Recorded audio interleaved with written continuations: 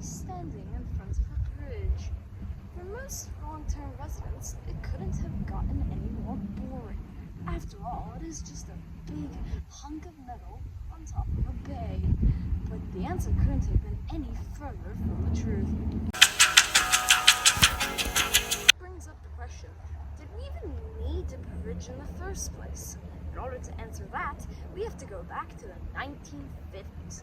South Pasadena was experiencing massive car ownership boom.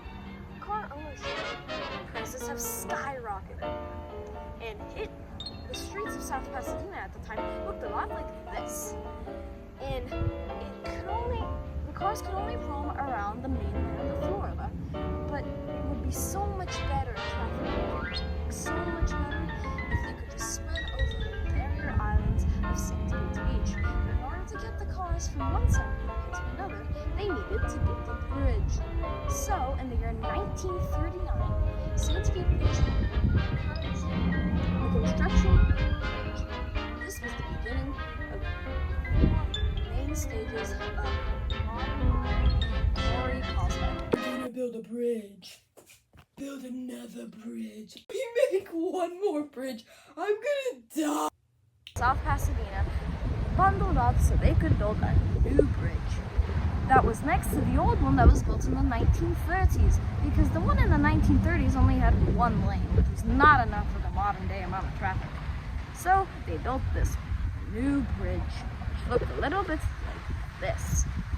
But then in 1965, traffic was still increasing and St. Beach was experiencing a big tourist boom. So they needed lots of visitors to travel in between the different countryside, so they could get to airports, gas stations, and